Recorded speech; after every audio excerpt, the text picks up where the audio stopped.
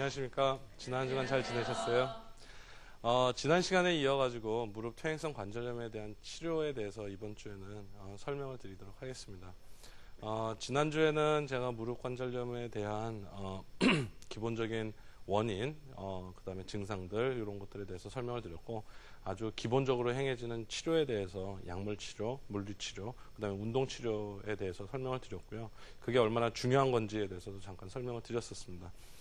이번 주에는 그런 것들을 했는데도 불구하고 무릎 관절염이 호전이 안 되고, 호전이 안 된다는 거는 뭐냐면 증상이 계속 있고 계속 아프고 계속 일상생활에 불편이 있을 때 어떤 것들을 선택할 수 있는지, 어떤 치료 방법들을 선택할 수 있는지에 대해서 기본적으로 좀 알려드리도록 하겠습니다. 무릎, 일단은 수술에 대해서는 안 할 수 있으면 안 하는 게 가장 좋은 겁니다. 물리치료로, 약물치료로 증상이 조절이 되고 호전이 될 때는, 그러니까 그런 것들을 기대하면서 치료를 하는 거니까, 그런 것들로 증상의 이 발현을 갖다가 막을 수 있으면 그거보다 더 좋고 바람직한 게 없을 거예요. 내가 좀 집에서 쉬다 보니까 증상이 좀 좋아진다. 그럼 집에서 쉬는 게 답일 거예요. 난 꼭 나가서 뭐 이제 일을 한다거나 이러신 분들은 좀 얘기가 다르지만, 조금 등산 같은 걸 좋아하시는 분들은, 제가 등산 같은 건 안 좋다고 말씀을 드렸는데, 그런 것들이 이제 좋으신 분들은 조금 횟수를 줄이시고, 난 이거 안 하면 난 못 산다. 그럴 때는 횟수를 좀 줄이시고, 시간을 좀 줄이시고, 조금, 센스 있게 이 무릎 쓰는 양을 갖다가 본인이 조절을 좀 해주시면서 여러 가지 치료들을 병행하면서 조절을 하셔야지 무릎을 좀 오래오래 잘 쓰실 수가 있을 거예요. 근데 이제 그럼에도 불구하고 병의 진행을, 그러니까 못 막거나 아니면 이미 병의 진행이 많이 된 상태에서는 할 수 있는 것들이 기본적으로 뭐가 있냐면요. 1번은 가장 간단하게 할 수 있는 게 관절경이라는 게 있습니다. 위내시경 하지 않습니까? 위내시경 이제 속이 쓰릴 때, 배가 아플 때, 속이 좀 더부룩할 때 보통 그러면 이제 위가 어떻게 생겼나 하고 이제 입을 통해서 내시경, 굉장히 가느다란 그 튜브로 된 내시경을 갖다가 이렇게 넣어서 직접 배 안을, 이제 위 안을 보는 거죠. 무릎 관절 안도 이렇게 이런 식으로 볼 수가 있어요. 다만 그러니까 위는 입을 통해서 들어가면 되니까 별 문제가 안 되는데, 관절은 어디가 구멍이 있지가 않아요. 구멍을 내야 돼요. 무슨 얘기냐면 칼을 대야 돼요. 칼을 대야 되기 때문에 마취를 해야 되고, 마취를 하려면 입원을 해서 적어도 하루 이틀 정도 이제 간단하게 입원을 해서 치료를 하고 나가시는 분들이 많은데, 그런 식으로 조금 더 이 수술방에 들어가야 된다는 이런 번거로움이 있어요. 근데 시술 자체는 우리가 통상적으로 알고 있는 수술보다는 굉장히 회복도 빠르고 절개도 굉장히 적고, 한 7mm 정도 되는, 이게 이제 실질적인 사이즈인데 거기서 보면 점으로 보이시겠죠? 그죠? 네, 무릎이 이렇게 있으면 여기 하나 이렇게 나요. 흉터도 거의 안 납니다. 그렇게 되면은 이제 무릎 그러니까 화면으로 무릎에 관절이 나타나고, 연골판이라는 것도 나타나고, 십자인대도 보이고, 특히 이제 연골이 어떤 상태인지, 활액막이 얼마나 나빠져 있는지 이런 것들을 볼 수가 있어요. 관절경으로 들어가서 이렇게 시술을 하는 거는 일단은 어떤 효과들이 있냐면은요, 무릎 관절에 찌꺼기들이, 제가 관절염이 진행이 돼 있는 분들은 찌꺼기가 많을 거라고 제가 지난 시간에 말씀드렸습니다. 한 번도 빼내준 적이 없잖아요. 그러니까 이걸 물로 청소를 해줘요. 깨끗하게. 왜 우리가 자동차도 이제 뭐 가다 보면 이제 청소를 쭉 하지 않습니까? 뭐 바람 같은 걸로 이렇게 먼지도 털어주고, 그런 식으로 물로 한번 청소를 깨끗하게 해주는 거예요. 청소를 해주게 되면 무릎 안에 있는 나쁜 그 화학적으로 관절을, 연골을 갖다가 사귈 수 있는 나쁜 영향을 끼치는 그런 것들이 일단 씻겨 나가니까 좀 효과가 있을 거고요. 여러 가지 찌꺼기들이 나가니까 더 이상 그러니까 이게 안에서 이제 연골 사이사이에 끼이면서 문제를 일으킬 수 있는, 그러니까 연골을 손상시키는 이런 것들을 갖다가 청소해내주고 빼내주고, 그 다음에 이런 효과가 있을 거고요. 또 어떤 효과가, 뭘 또 하냐면, 제가 관절염이 있을 때 이제 무릎에 물이 많이 차니까 이제 무릎에 그 관절액을 만들어내는 게 활액막이라고 제가 아까 잠깐 설명을 드렸는데, 활액막이 굉장히 이렇게 비후돼 있어요. 원래는 예쁘장하게 이제 들어가서 이제 사진 같은 걸 보면은 예쁘장하게 이렇게 있는데 이런 것들이 굉장히 보기 무서울 정도로 많이 막 자라져 있습니다. 이런 것들 때문에 염증이 계속 심해지는 거예요. 이런 것들을 다 잘라내줘요. 정리를 해주는 거죠. 또 뭐를 하냐면요. 제 연골이 이제 무릎 연골이라는 게 들어가게 되면은 이렇게 위에서 이렇게 앞에서 봤을 때는 이런 모양을 띠게 되거든요. 이게 보통 대퇴골 쪽인데 부분적으로 이렇게 사가져 있어요. 뼈가 노출된다 그러죠. 그럴 때는 청소해주고 그 다음에 활액막 절제해주고 그 다음에 하는 게 여기에다가 구멍을 좀 내줍니다. 구멍을 내는 이유는 뭐냐면요. 무릎을 이제 옆에서 봤을 때 연골이 이렇게 쌓여 있어야 되잖아요. 근데 관절염이 있을 때는 이 연골이 그러니까 좁아져 있으면서 얇아져 있으면서 부분적으로는 없다고요. 그죠? 그럼 여기다가 이제 구멍을 내서 이쪽에 있는 연골 모세포, 그러니까 연골로 분화하는 세포, 전 단계의 세포들이 밑으로 좀 내려와서 여기서 연골을 좀 만들어줄 수 있게끔 기대하면서 하는 거예요. 이런 몇 가지들의 시술들을 하게 됩니다. 관절경으로. 굉장히 많은 거를 굉장히 적게 째고 할 수가 있어요. 이러면은 가장 좋은 점은 뭐냐면 무릎에 일단 통증이 좋아진다는 거. 통증이 없어지고 무릎 붓기도 빠지고 그 다음에 구부렀다 폈다 안 되던 것도 사실 좀 부드러워지니까 좀 될 수 있고요. 근데 그리고 바로 다음 날부터 걸어 다닐 수 있다는 거.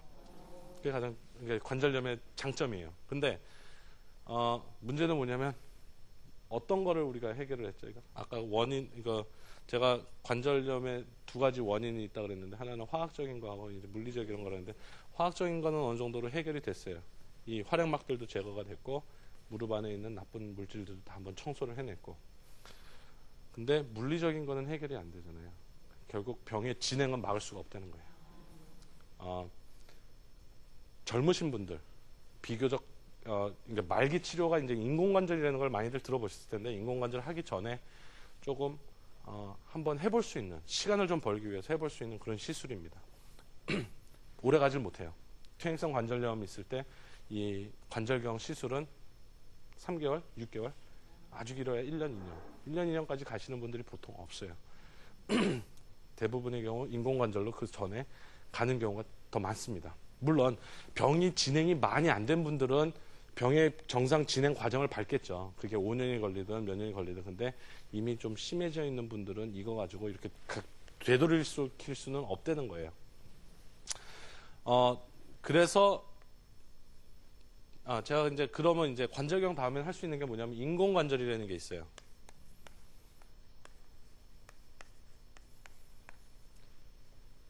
맨 마지막에 하는 수술이에요.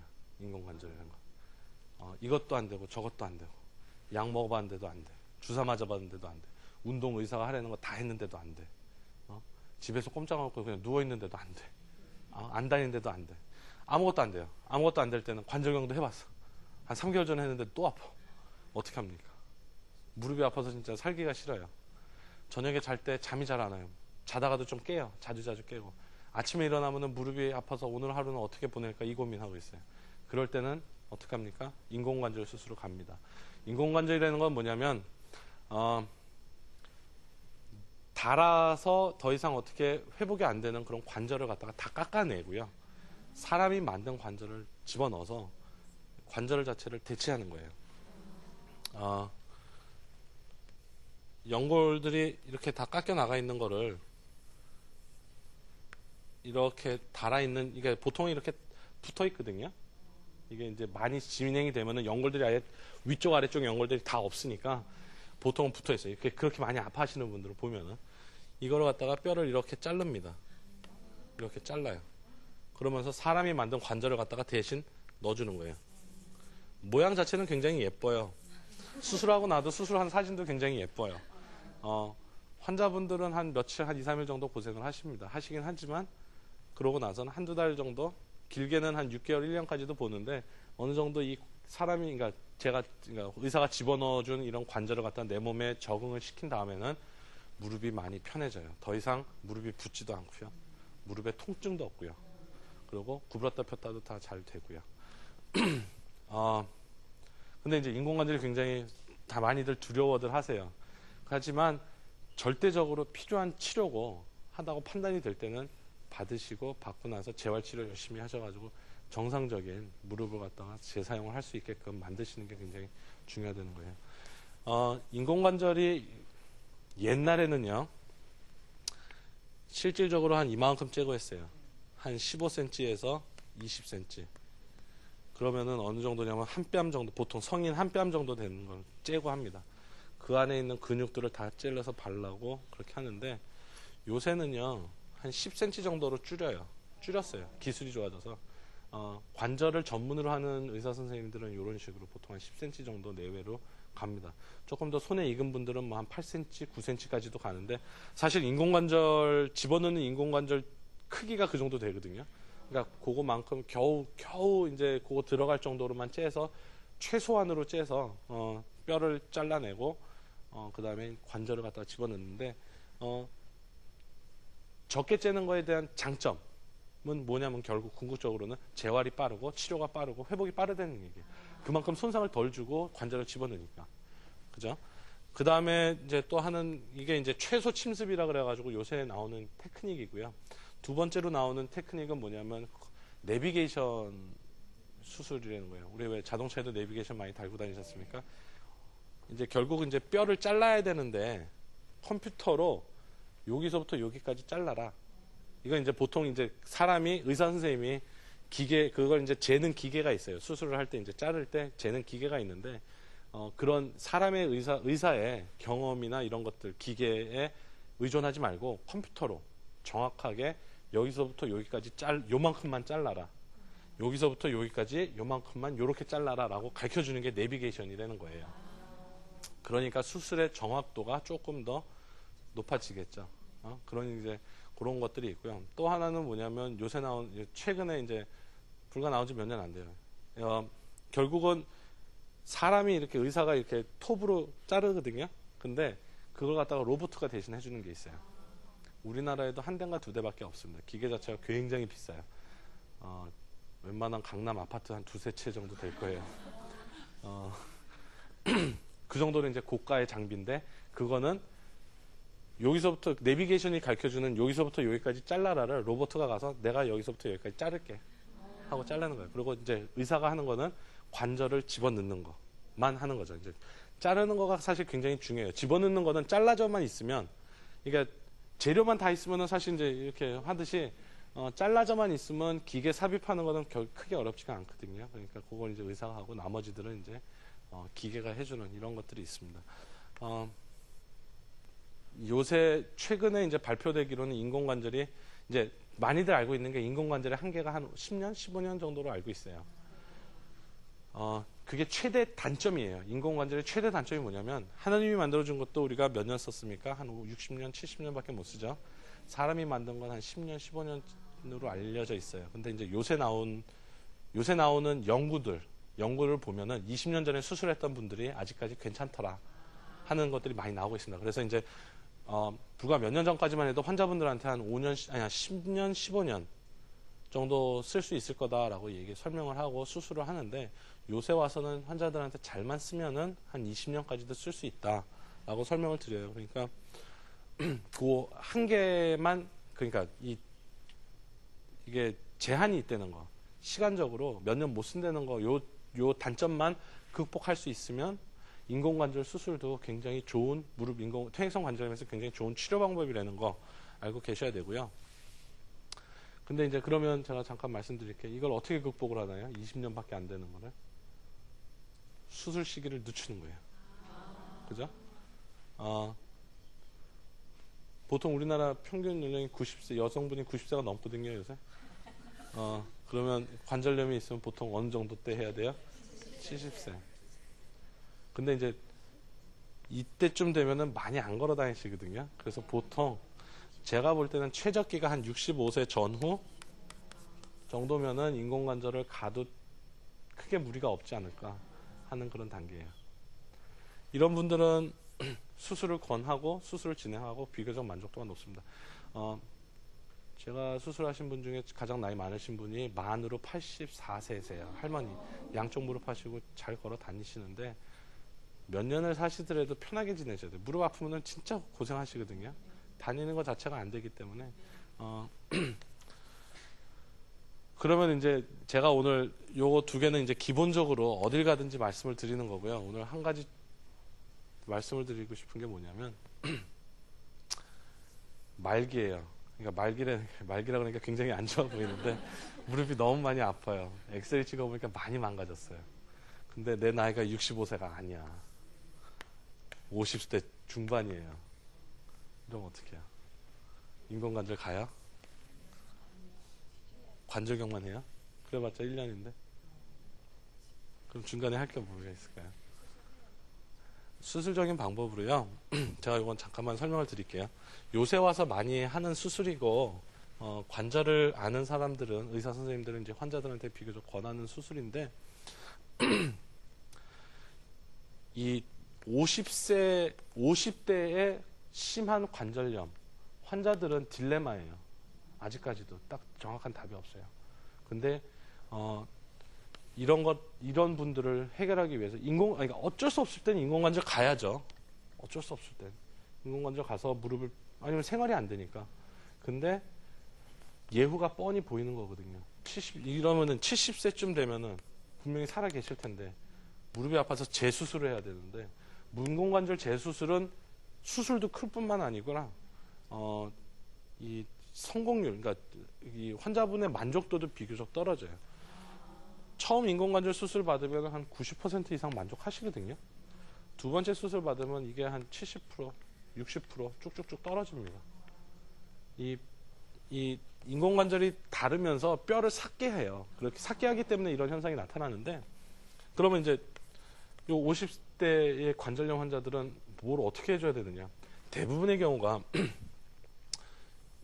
제가 이제 그림을 조금 이게 좀 긴 그림이라 가지고요. 그려보도록 할게요. 이게 이제 이게 다리잖아요. 그러면 이제 이게 발목이고요. 여기가 발목, 무릎, 고관절. 대강 아시겠죠? 보면은 이제 이 축이라는 게 있어요. 정상적으로는요. 무릎은 바깥으로 꺾여 있습니다. 이게 한 7도 정도, 6도에서 7도 정도 바깥으로 꺾여 있어요. 그래야지 여기에서부터 무게 중심이라는, 그러니까 아까 제가 이게 굉장히 물리적이라는 거라고 말씀드렸잖아요. 우리가 서 있는 동안에 우리 체중을 무릎이 한 다리로 서 있을 때 무릎이 다 받쳐주는데 이거는 어디를 따라 내려가냐면 몸통을 따라 내려와서 골반을 통해서 이 고관절의 요 머리 부분, 여기가 딱 닿는 부분이거든요. 여기를 통해서 발목 가운데까지 떨어지게 되는데 제가 지금 이 그림이 조금 부정확해서 그런데 가운데로 떨어져요. 무릎의 정 가운데로. 이 선을 지나게 된다고요. 근데 관절염이 있으신 분들은 특히 젊으신 분들인데 관절염이 있는 분들은 이 각도가 어떻게 되냐면요. O자다리가 됩니다.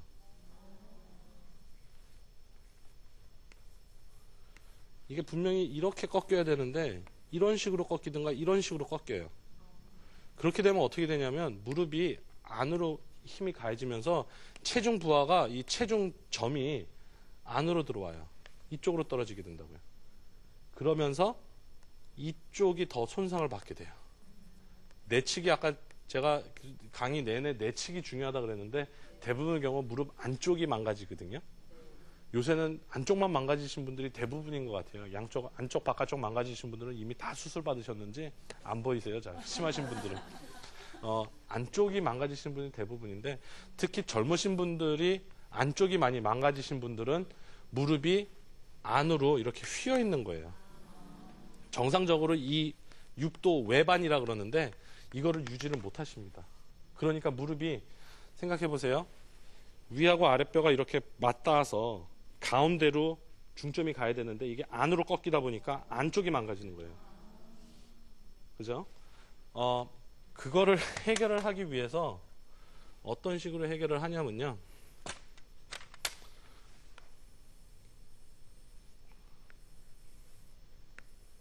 무릎이 이거는 약간 내반이죠. 그러니까 안으로 들어와 있는 거예요. 이렇게. 그죠? 이게 바깥쪽으로 휘어야 되는데 안쪽으로 휜 겁니다. 그러면은 여기가 당연히 좁아질 수밖에 없어요. 이쪽으로 무게가 중심이 오니까 여기가 망가진다고요.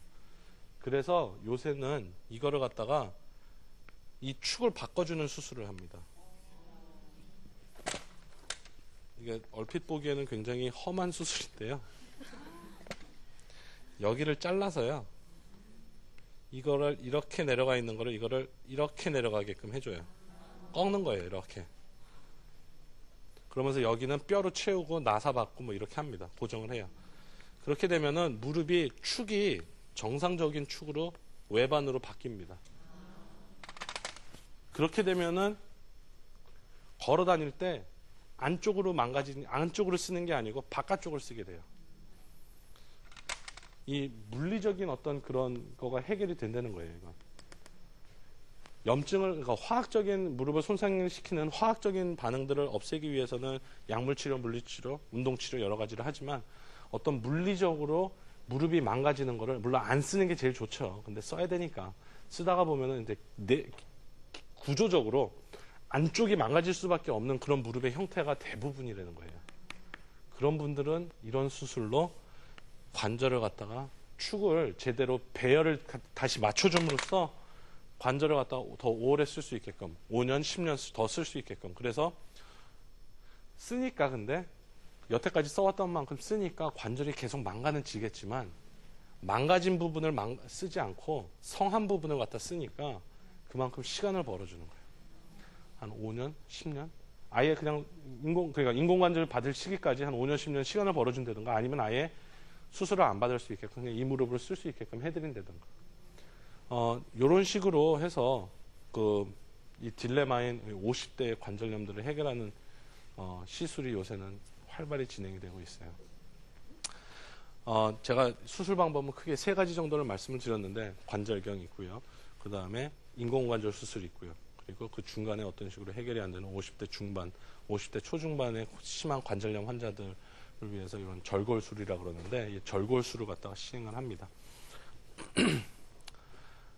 어떤 식으로든 간에 무릎 관절을 갖다가 이제 관절염이 있을 때 관절염은 어쩔 수 없이 오는 질환이고 미리미리 관리를 잘 하셔가지고 관절 이런 심한 이런 무서운 이런 그 시술을 안 받고 오랫동안 잘 쓸 수 있으면 그게 제일 좋아요.